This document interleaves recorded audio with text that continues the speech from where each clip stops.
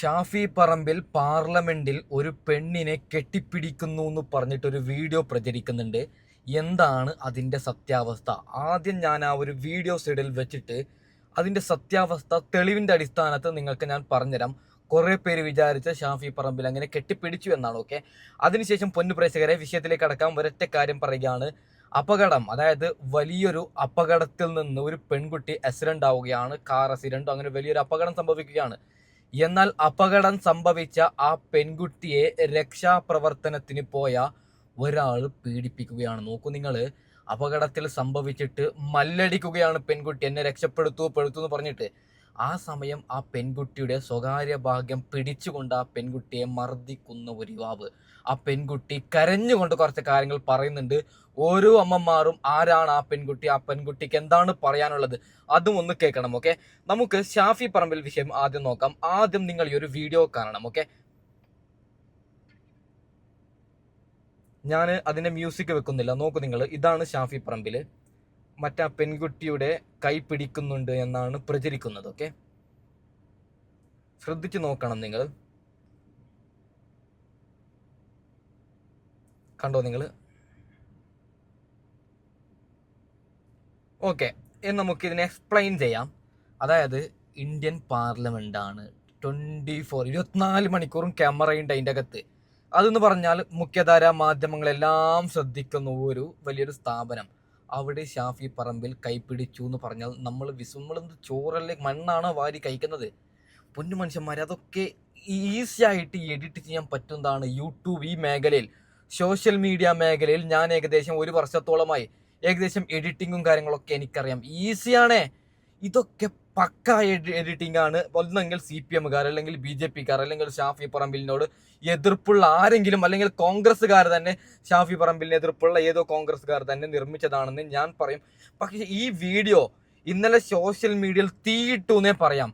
ഏതോ ഒരു പുതിയ ഐഡിയയിൽ നിന്നാണ് വന്നത്. മില്യൺ കണക്കിന് വ്യൂസ് ആണ്. എന്നാൽ അതിന്റെ താഴെ വന്ന കമന്റ് ഞാൻ ആദ്യം ഒന്ന് വായിച്ചു തരാം. ഓക്കെ, 2 പേർ കയ്യിൽ പിടിക്കുന്നത് ഇത്ര വലിയ തെറ്റാണോ? ഇവനൊക്കെ ഏത് യൂണിവേഴ്സിലാണ്? അതായത് ചിലർ വിചാരിക്കുന്നത് ഇത് ഷാഫി പറമ്പിലിന്റെ കൈയാണ്, ഷാഫി പറമ്പിൽ അങ്ങനെ പിടിച്ചു എന്നാണ്. അങ്ങനെയാണ് ഇങ്ങനെ കമന്റ് ഇടുന്നത്. പൊന്നു മനുഷ്യന്മാരെ, ഷാഫി പറമ്പിലല്ല അത്. അതൊക്കെ എഡിറ്റിംഗ് ആണ്. നിങ്ങൾ എന്തുകൊണ്ട്?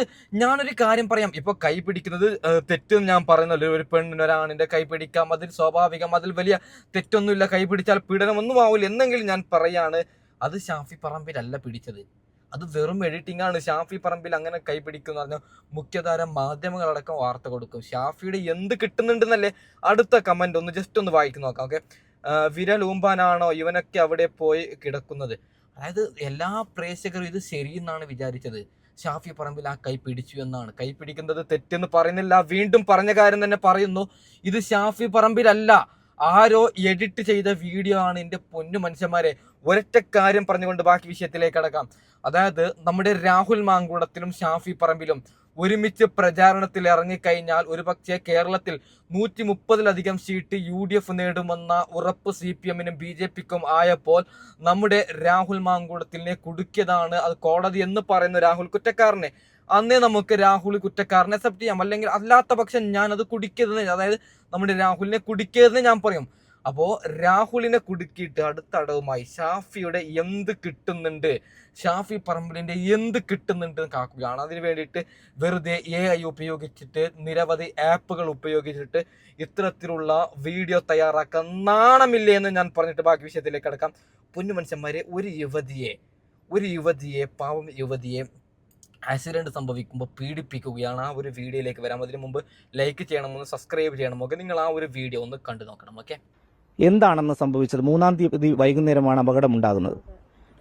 ഞങ്ങൾ ആക്ച്വലി എൻ്റെ ഫ്രണ്ടും അവളുടെ ഹസ്ബൻഡും കുട്ടികളും ഉണ്ടായിരുന്നു. ഞങ്ങൾ പോയി തിരിച്ചു വരുന്ന വഴിക്ക് ആളൊന്ന് മയങ്ങിപ്പോയി. അത് വണ്ടി ഡിവൈഡറിൽ ഇടിച്ച് ആക്സിഡന്റ് ആയി. എനിക്ക് ഓൾറെഡി ബ്രീത്ത് ഔട്ട് ആയി. എനിക്ക് ആസ്മ ഇഷ്യൂ ഉണ്ട്. സോ ഞാൻ ഓൾറെഡി ബ്രീത്ത് ഔട്ട് ആയപ്പം ആദ്യം അവിടെ ഒരു പെറ്റാട്ടം വന്നു. അപ്പം അതിൽ 2 ചേച്ചിമാരും ഒരു ചേട്ടനും ഉണ്ടായിരുന്നു. അപ്പം ആ ചേട്ടൻ വന്നപ്പോഴത്തേക്ക് ഞാൻ എന്നെ വണ്ടിയിൽ നിന്ന് പുറത്തെടുക്കാൻ വേണ്ടി പറയുന്നുണ്ട്. അപ്പം സ്പോട്ടിൽ തന്നെ ആക്സിഡന്റ് നടന്ന സൗണ്ട് കേട്ട് ബൈക്കിൽ വേറൊരാളും വന്നു. പുള്ളിക്കാരൻ വന്ന് ഇറങ്ങി എന്നെ പിടിക്കുന്ന സമയത്തേക്ക് എനിക്ക് ആകെ ബ്ലറർ ആവാൻ തുടങ്ങിയപ്പോൾ ഞാൻ പറഞ്ഞു, എനിക്ക് നിൽക്കണമെന്ന് പറഞ്ഞു. നടത്തല്ലേ, ഞാൻ ഇരിക്കട്ടെ എന്ന് പറഞ്ഞ സമയത്ത് പുള്ളി പറഞ്ഞു, വേണ്ട എടുക്കാമെന്ന് പറഞ്ഞു. പുള്ളി അപ്പോഴത്തേക്ക് ഒറ്റയ്ക്ക് വന്ന ആ പുള്ളി, അതായത് സിനിൽ സബാദ്, പുള്ളി വന്നിട്ട് എൻ്റെ ഫ്രണ്ട് നെഞ്ചു ഭാഗത്തുനിന്ന് കൈയെടുത്തിട്ട് പിടിക്കാൻ നോക്കി. മറ്റേ ചേട്ടൻ വന്നിട്ടപ്പോൾ കാലുഭാഗത്തും പിടിച്ചു. എനിക്ക് സംസാരം വരുന്നുണ്ടായിരുന്നില്ല, സൗണ്ടൊന്നും വരുന്നുണ്ടായിരുന്നില്ല, നല്ല പെയിൻ ഉണ്ടായിരുന്നു ആക്സിഡന്റ് തന്നെ. അപ്പോൾ എൻ്റെ കരച്ചിൽ കേട്ട് ഇവർ വിചാരിക്കണം ഞാൻ ആക്സിഡന്റ് വേദനിച്ചിട്ട് കരയുകയാണെന്നാ. പക്ഷെ പുള്ളി ആ സമയത്ത് പുള്ളിക്ക് ഉപയോഗിക്കാവുന്ന രീതിയിൽ എന്നെ ഉപയോഗിച്ചുകൊണ്ടിരിക്കുക. അടുത്ത വണ്ടിയിലേക്ക് കയറ്റാൻ വേണ്ടി കുറച്ച് ഇച്ചിരി ഒന്ന് നടക്കണം, കുറച്ച് സ്റ്റെപ്പ് വെക്കണം. ഒരു 40-50 മീറ്ററോളം വരുമായിരിക്കും, കൃത്യമായിട്ട് അറിയില്ല. അപ്പം ആ വണ്ടി പെട്ടിയാട്ടോയിൽ നിന്നാണ് ഞങ്ങളെ അടുത്ത ഹോസ്പിറ്റലിലേക്ക് കൊണ്ടുപോയത്. അപ്പോൾ പെട്ടിയാട്ടോയിൽ കയറ്റുന്ന സമയത്ത് ഈ പുള്ളി ആ സമയത്ത് എന്നെ നല്ല രീതിയിൽ ഉപയോഗിച്ചുകൊണ്ടിരിക്കുക. ഓക്കെ, പുള്ളിക്ക് പറ്റുന്ന രീതി പുള്ളി ഉപയോഗിച്ചുകൊണ്ടിരിക്കുക. ഇപ്പോൾ ഞാൻ ആ വേദന കൊണ്ട് കരഞ്ഞിട്ട് അതാരും മനസ്സിലാക്കുന്നില്ല. നോർമലി എന്താ ചിന്തിക്കുക, അപ്പോൾ ആക്സിഡന്റ് നടന്ന വേദനയിൽ ഞാൻ കരഞ്ഞുകൊണ്ടിരിക്കുക, എനിക്ക് സംസാരിക്കാൻ പറ്റുന്നില്ല.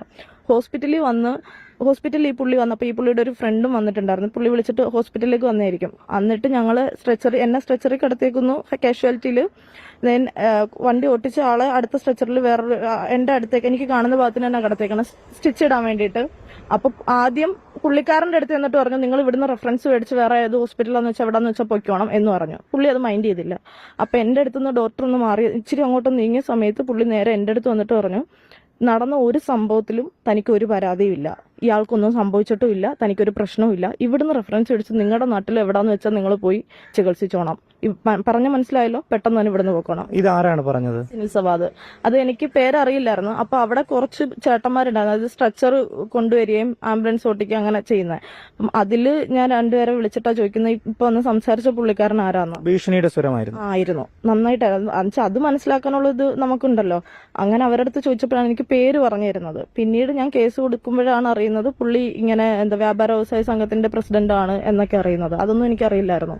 എന്നാണ് പിന്നീട് പരാതി കൊടുക്കുന്നത്? ഞാൻ അവിടെ ഹോസ്പിറ്റലിൽ വെച്ച് തന്നെ എന്നെ എക്സ്റേ എടുക്കാൻ കൊണ്ടുപോയപ്പോൾ ഞാൻ അവിടെ ആരോടും പറഞ്ഞില്ല, പക്ഷെ നടന്ന സംഭവം ഒന്നും പറഞ്ഞില്ല. എക്സ്റേ എടുക്കാൻ വേണ്ടി കൊണ്ടുപോയപ്പോൾ എക്സ്റേ റൂമിൽ ഇന്ന് ഒരു ഡോക്ടർ ചേച്ചിയായിരുന്നു, ഒരു ലേഡി. അപ്പം ചേച്ചി ഡ്രസ്സ് മാറ്റുന്ന സമയത്ത് എൻ്റെ ദേഹത്തുണ്ടായ പാടുകൾ കണ്ടിട്ട് എൻ്റെ കരച്ചിലും സഹിക്കാൻ വേദന കണ്ടിട്ട് ചേച്ചി ചോദിച്ചു, ഇത് ആക്സിഡന്റിൽ ഉണ്ടായതല്ല, ഇത് എന്താന്ന് ചോദിച്ചു. അപ്പോഴാണ് ഞാൻ നടന്ന സംഭവം പറയണം, ചേച്ചി ഇങ്ങനെ ഒരു സംഭവം നടന്നു.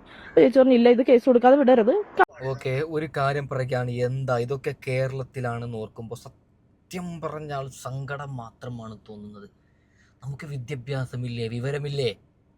അതായത് മരണത്തിൽ മല്ലടിച്ച് കിടക്കുന്ന ഒരു പെണ്ണിനെ കയറി പിടിക്കാൻ പോകുന്ന ഒരു എടാ, നിന്റെ വീട്ടിലില്ലടാ പെങ്ങന്മാർ, നിനക്കില്ലടാ ഭാര്യമാർ, നിനക്കില്ലടാ മക്കൾ. പെണ്ണുങ്ങളുടെ വില അറിയണമെന്ന് പൊന്നു സഹോദരനോട് സ്നേഹപൂർവ്വം പറയുകയാണ്. ഞാൻ ഈ തെറി വിളിക്കുന്ന പരിപാടിയൊക്കെ നിർത്തിയതാണ്. അതുകൊണ്ട് കുറേ പ്രേക്ഷകർ ചോദിക്കും, എന്താ ബ്രോ ഇപ്പോൾ പ്രസൻറ്റേഷനൊക്കെ വേറെ ലെവലാണല്ലോ, മുമ്പത്തെ പോലെ അല്ലല്ലോ, എന്തിന് ഇവറ്റകളൊക്കെ തെറി വിളിച്ചിട്ട് എന്ത് കിട്ടാനാണ്? ഇനി ആരും ഇത്തരത്തിലുള്ള വൃത്തികേട് ആവർത്തിക്കാതിരിക്കാൻ വേണ്ടിയിട്ടാണ് വീണ്ടും വീഡിയോ ചെയ്യുന്നത് പൊന്നു മനുഷ്യന്മാരെ. അപ്പോൾ ഒരൊറ്റ വിഷയം കൂടി, അതായത് അമിത്ഷയെ വിറപ്പിക്കുകയാണ് പാർലമെന്റിൽ KC വേണുഗോപാൽ. ആ വീഡിയോ നിങ്ങളൊന്ന് കാണണം. അതിനുശേഷം എന്തിനാ വീഡിയോ വെച്ചു എന്ന് ഞാൻ പറയാം.